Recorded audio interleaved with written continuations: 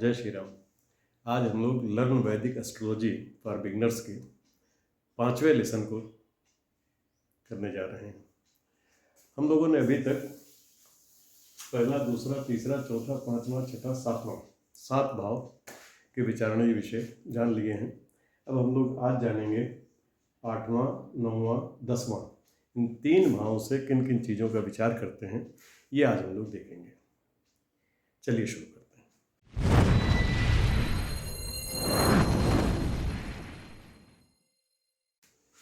8वां भाव, 8वें भाव के विचारणीय विषय आयु।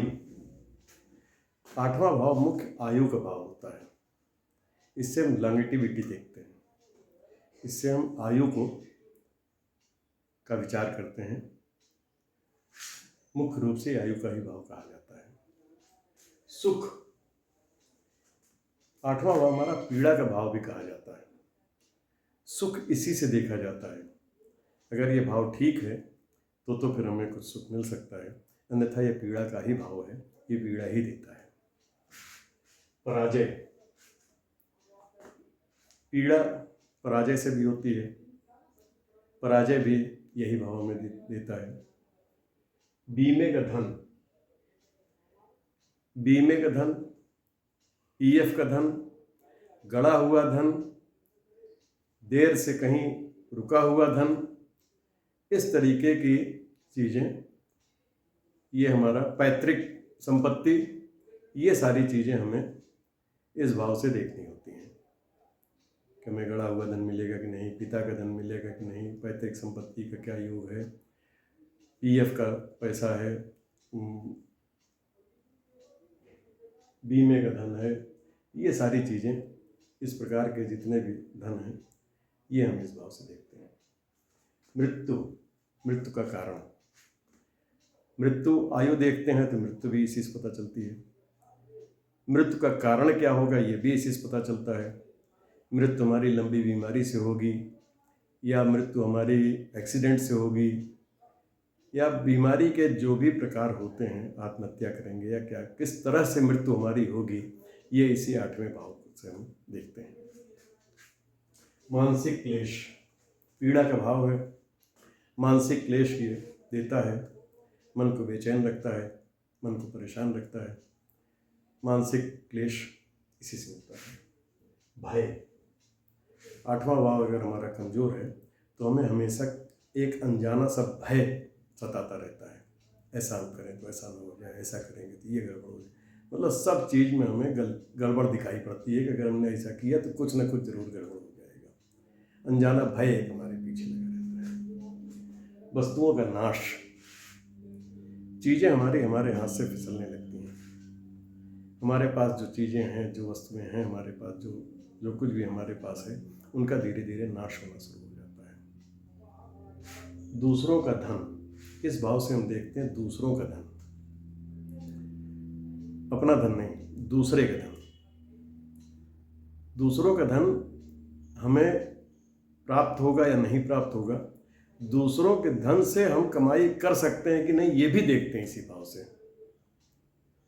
दूसरे का पैसा कहीं लगवा के अगर हम कमा रहे हैं तो हमें इसी भाव से देखना है। ऑडिटर जो होता है, सीए जो होता है, वो किसी के पैसे का हिसाब किताब रखता है, वो पैसा कमाता है।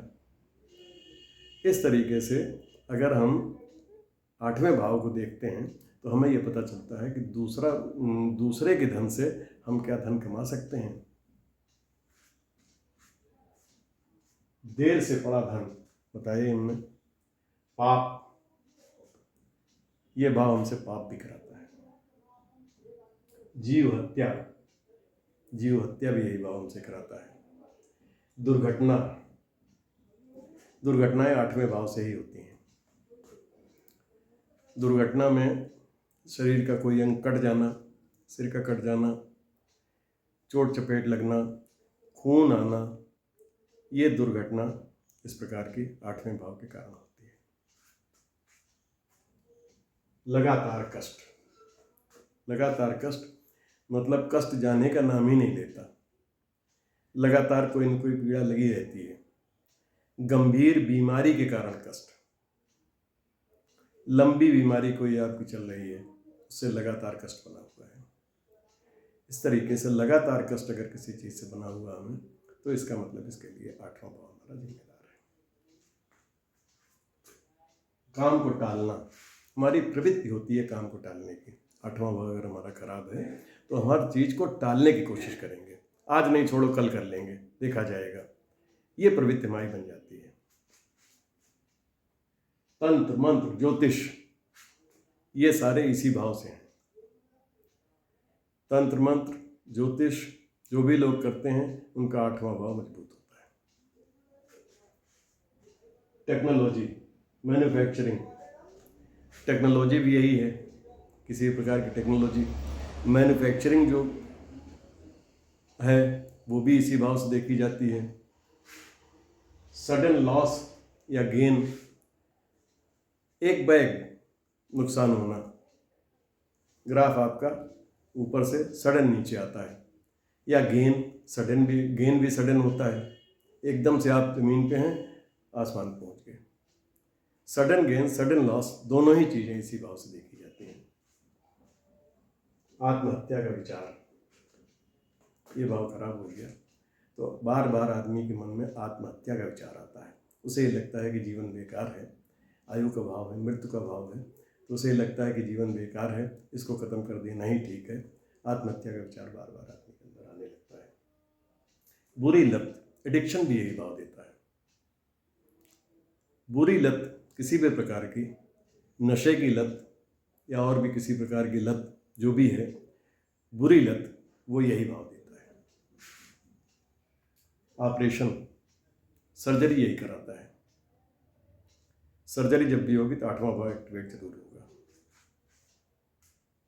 दहेज, बिना कमाया धन, पीएफ का पैसा, घूस, अनैतिक तरीके से कमाया हुआ धन, ये भी इसी भाव से देखा जाता है। सीए, सर्जन, इंजीनियर, रिसर्चर्स, ये सब इसी भाव के अंतर्गत आते हैं। रिसर्च भी यही भाव है। डीप रिसर्च करना, ये डीप टेक्नोलॉजी ढूंढना, गहराई में जाके किसी चीज़ को समझना, ये इसी भाव से देखा जाता है।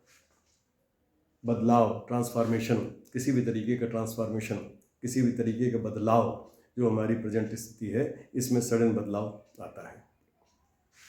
ससुराल, ससुराल का भी भाव यही है, इनलास का भाव यही है। 9वें भाव के विचारणीय विषय, कंसल्टेंसी। कंसल्टेंसी यानी हमें किसी को राय देना, सलाह देना। कंसल्टेंसी जब कोई हमसे लेने आता है कंसल्टेंसी, तो उसे हम देते हैं, उसको सही मार्गदर्शन करते हैं। गाइडेंस, गाइडेंस कंसल्टेंसी में बहुत हल्का सा फर्क है, लेकिन दोनों में फ़र्क है। कंसल्टेंसी मांगने पर हम देते हैं, गाइडेंस हम खुद भी किसी को गाइड करते हैं कि इस रास्ते पर चलना ठीक है, इस रास्ते पर चलना नहीं ठीक है। Long distance travel, long distance travel को, दूर की यात्राओं को देखने के लिए हमें 9वें भाव की ज़रूरत पड़ती है। दूर की यात्राएं हम जब भी करते हैं तो 9वां भाव हमें उसको प्रोत्साहित करता है। लक, भाग्य, इसको हमारा भाग्य भाव भी कहा जाता है। 9वें भाव को भाग्य हमारा कितना साथ देगा, भाग्य हमारे कर्मों के हिसाब से हमें कितना फल देगा, ये हम 9वें भाव से देखते हैं। बुक पब्लिशिंग, बुक पब्लिशिंग का भी भाव यही है। नैतिकता, नैतिकता को भी यही भाव हमारा दिखाता है, हमारे अंदर नैतिकता कितनी है। अगर ये भाव हमारा अच्छा है तो इसका मतलब हमारे अंदर नैतिकता सामान्य रूप से ज़्यादा है। सिद्धांतवादी, ऐसे व्यक्ति सिद्धांतवादी होते हैं।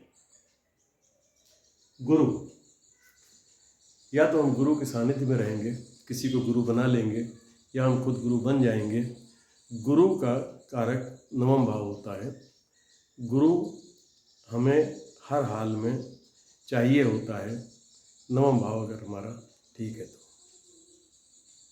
कल्चर, हमारा कल्चर कैसा है, ये भी यही भाव बताता है। संस्कृति, आमतौर पर संस्कृति से भटकना संस्कृति पे अपनी चलना, ये सब चीज़ें हमें नवम भाव से देखनी होती है। क्या हम अपनी संस्कृति के हिसाब से चलते हैं या नहीं चलते हैं। दान, दान पुण्य, धन का दान करना, किसी वस्तु का दान करना, अन्न का दान करना, ये नवम भाव से देखा जाता है। धर्म, ये हमारा धर्म का भाव भी कहा जाता है। एक पाद में त्रिकोण, ये धर्म त्रिकोण होता है, इसे धर्म का भाव भी कहा जाता है। धर्म कर्म हम अपने इसी भाव से देखते हैं। औषधि, पुण्य, पिता का धन, औषधियों की विवेचना इसी से करते हैं। पुण्य, पुण्य हमारा इसी भाव से देखा जाता है। संचित पुण्य जो होता है वो इसी भाव से देखते हैं। पिता का धन, पिता का धन भी यही बताता है। हर प्रकार का ऐश्वर्य, सभी प्रकार की शुभ सुविधाएं, ऐश्वर्य, ये हमें यही भाव बताता है।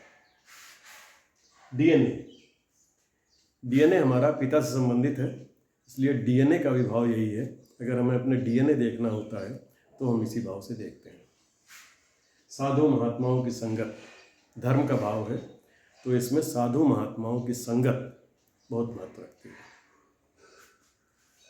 वैदिक यज्ञ, वैदिक यज्ञ भी कराता है ये भाव।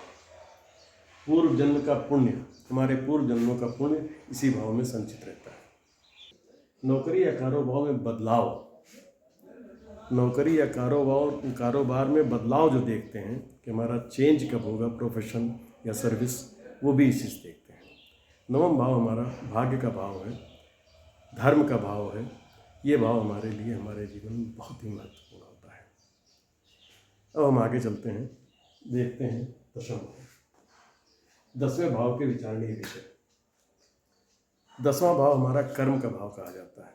ये हमारा कार्मिक भाव है। हम अपने जीवन में जो भी कर्म करते हैं वो सब इसी दशम भाव के कारण ही करते हैं।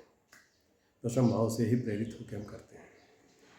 दशम भाव हमारी आजीविका का भाव है। कोई भी कर्म हम अपने आजीविका के लिए करते हैं, अपने जीवन यापन के लिए करते हैं, तो वो हमारा यही भाव दिखाता है। करियर, हमारे करियर को यही डिसाइड करता है भाव कि हमारा करियर कैसा रहेगा, हम कर्म किस तरह के करेंगे जिससे हमारा करियर अच्छा या खराब बनेगा। स्टेटस, दशम भाव हमारे स्टेटस को भी दिखाता है। हमारा स्टेटस, हमारा मान सम्मान, हमारा समाज में इज्जत प्रतिष्ठा, ये कैसी रहेगी, ये यही भाव हमें बताएगा। गवर्नमेंट, गवर्नमेंट से रिलेटेड जो भी काम होते हैं, गवर्नमेंट के हम ठेके लेते हैं, गवर्नमेंट का हम काम करते हैं, गवर्नमेंट के लिए काम करते हैं, गवर्नमेंट से हमें कोई पीड़ा होती है, गवर्नमेंट की हम नौकरी चाहते हैं, ये जो कुछ भी हमें देखना है सब कुछ हमें इसी दशम भाव से ही देखना है। प्रमोशन, प्रमोशन भी इसी भाव से देखा जाता है, क्योंकि आजीविका इसी से देखते हैं, नौकरी भी इसी से देखते हैं, व्यापार भी इसी से देखते हैं, आजीविका ओवरऑल इसी से देखते हैं। तो प्रमोशन की भी पोजीशन इसी से हमें पता चलती है। प्रबंधन, ये घर हमें प्रबंधन सिखाता है, मैनेजमेंट सिखाता है।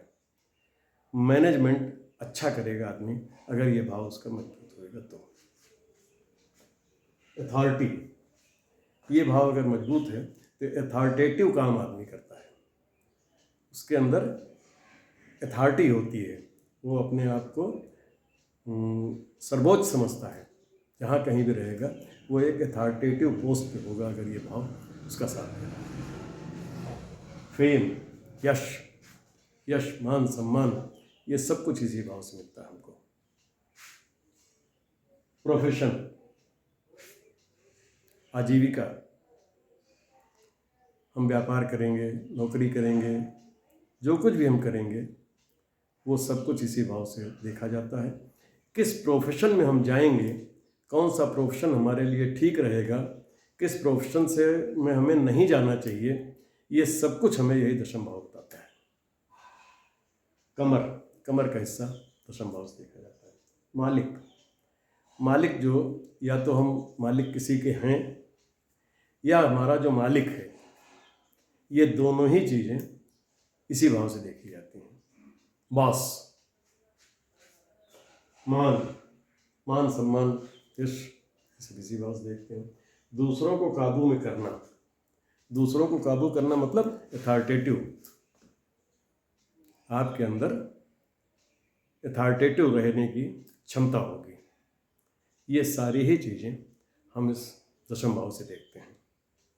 अब आज हमने देखा अष्टम भाव, नवम भाव, दशम भाव, तीनों भावों की हम लोगों ने चर्चा करी और इनके विचारणीय विषय जो भी हैं वो हमने देखे। अब आगे हम चर्चा करेंगे 11वें और 12वें भाव के। इन दोनों भावों की चर्चा हम अगले वीडियो में करेंगे। क्रमबद्ध तरीके से वीडियो हम दे रहे हैं, इसे आप देखते रहें। अगर अभी तक आपने मेरा चैनल सब्सक्राइब नहीं किया है तो सब्सक्राइब कर दें, बेल आइकन ज़रूर दबा दें ताकि आपको हमारे नोटिफिकेशंस टाइम से मिलते रहें। जय श्री राम।